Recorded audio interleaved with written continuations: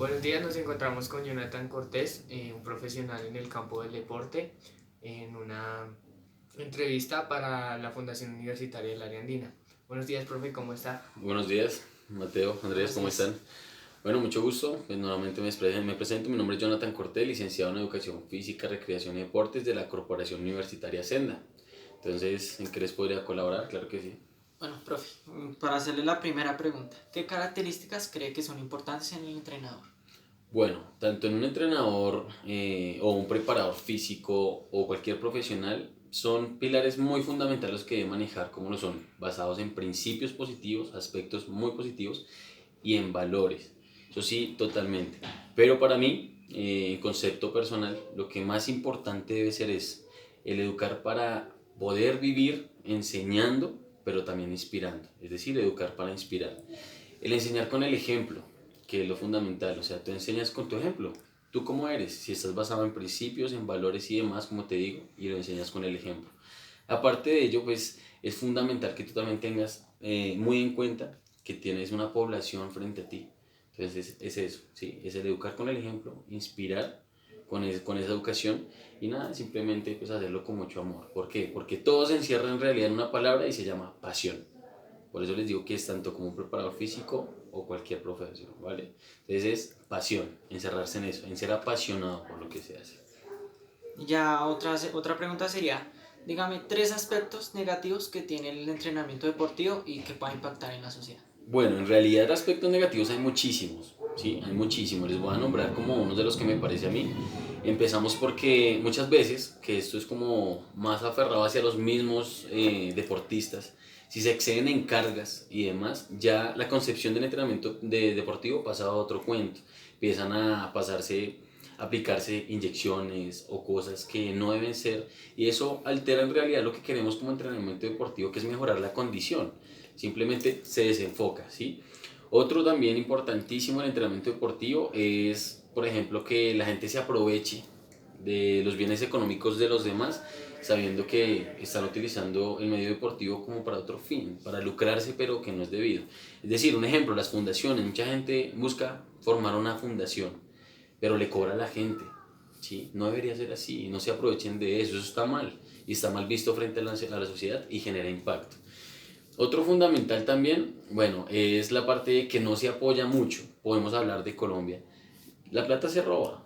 O sea, no podemos, pues, hacerlo de otra manera, sino así, la plata se roba. ¿Y qué pasa con eso? Que el apoyo hacia el deporte no se da, hacia el entrenador deportivo no se da. Otra también fundamental, que o sea, no se encierran simplemente en abrir los campos, sino que empiezan solamente en lo tradicional, o sea, solamente piensan en ello, en el fútbol, quizá el baloncesto o el patinaje. Hombre, y los deportes alternativos que el entrenador físico, el entrenador que está abriendo el campo de lo alternativo, ¿dónde queda? O sea, ese apoyo también es fundamental. Y hay muchísimos campos negativos en el entrenamiento deportivo, pero es precisamente eso. Y el que más genera impacto en la sociedad es la mediocridad del profesor. Porque muchas veces tú puedes ir a algún sitio de trabajo deportivo y te van a decir que el profesor es un mediocre, que no hace nada, que te da el balón de fútbol y demás para simplemente correr, ¿sí?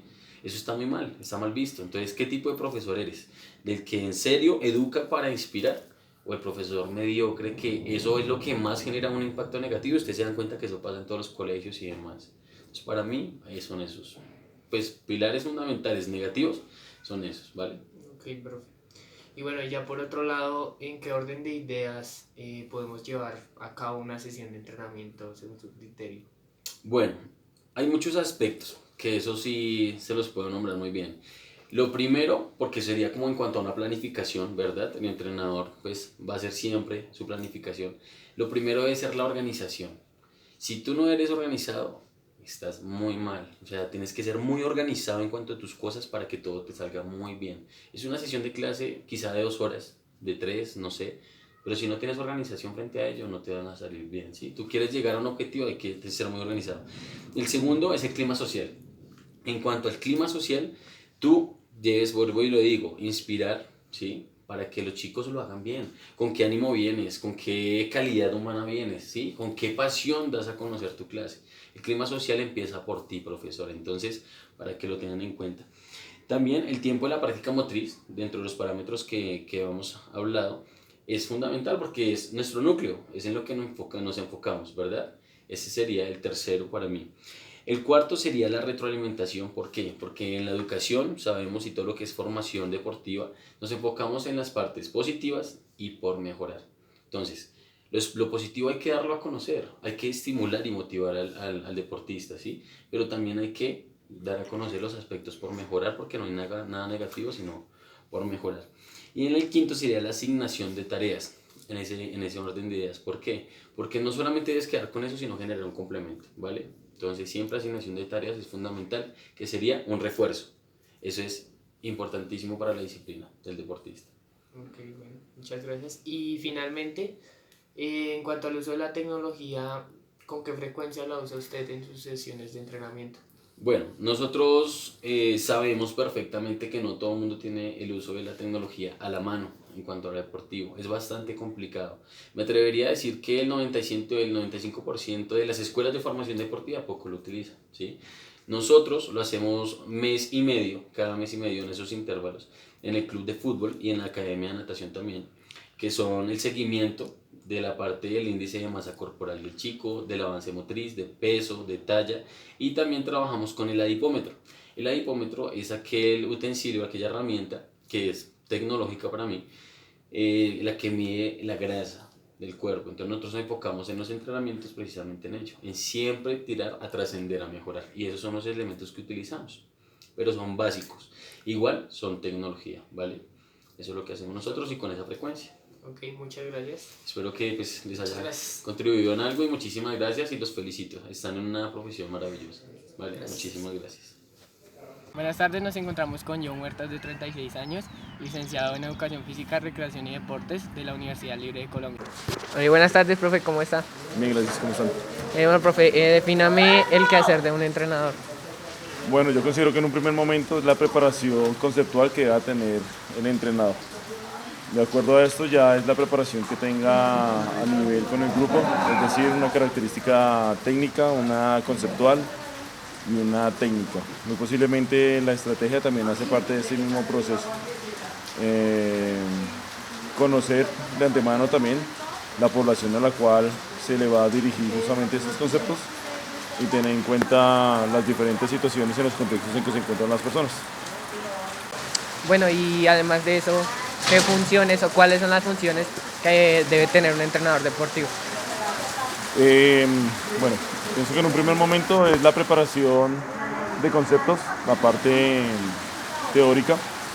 En un segundo momento es la planificación de una sesión. En ella pues nos debemos basar en el objetivo del trabajo, en lo que se debe tener en cuenta para el grupo. Se debe justamente hacer el trabajo en la clase o en la sesión que se esté trabajando, valga la redundancia. Además de eso se debe hacer una evaluación del mismo momento y considero yo que una retroalimentación de los procesos que se vivieron durante esa misma sesión. De acuerdo a eso, pues yo creo que son las funciones principales que un entrenador debe tener en su momento. Obviamente, conceptuado con el trabajo diario del ser, es decir, la preparación en sus conceptos y obviamente una buena relación que haya con el grupo. Profe, valóreme de 1 a 5 los tipos de retroalimentación o feedback de acuerdo a la frecuencia en la que lo utiliza. El primero es aprobamiento simple. 4. El segundo es aprobativo específico. 4.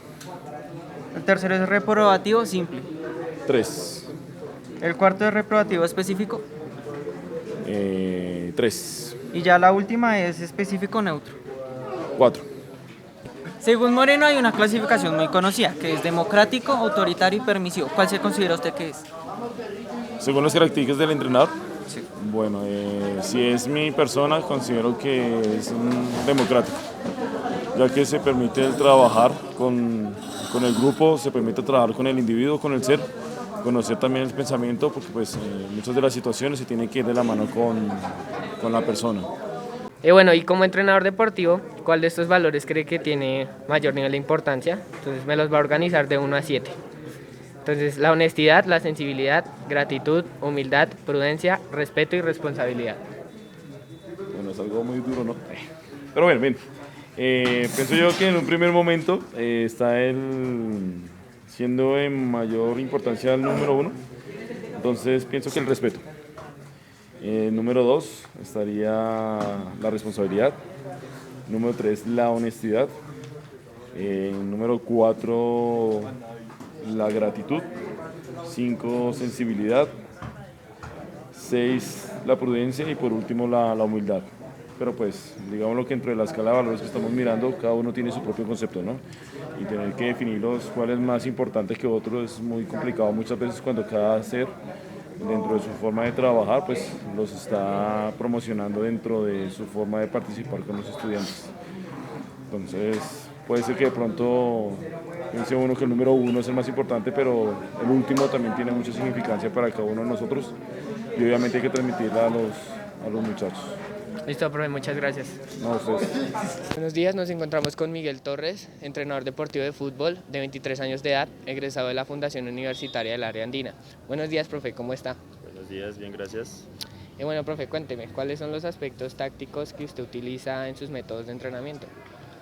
Bueno, pues eso suele variar un poco dependiendo de la categoría a entrenar, los chicos a entrenar, pero lo que más suelo utilizar en un plan de entrenamiento es trabajar la apertura de cancha, el pressing, doblajes, contragolpes, repliegues, son aspectos que creo que son muy relevantes e independientemente del modelo y estilo de juego que uno implemente con sus jugadores, son los que más se pueden aplicar.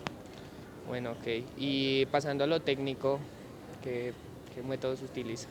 Igualmente, pues ahí vuelve a variar independientemente de las edades a trabajar, pero los aspectos más importantes creería yo que son el pase, control dirigido, obviamente siempre habiendo una progresión en estos ejercicios y el cabeceo.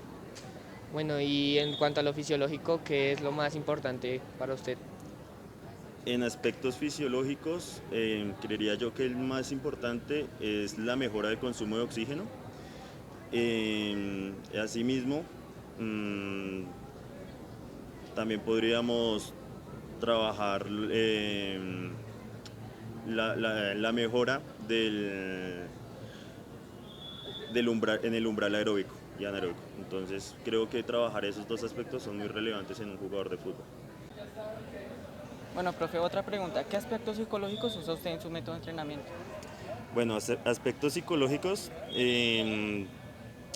los que más me enfocaría de pronto o enfoco serían en la motivación, tanto intrínseca como extrínseca, que los jugadores la tengan presente esto, la concentración en la hora del juego y de la mano la atención.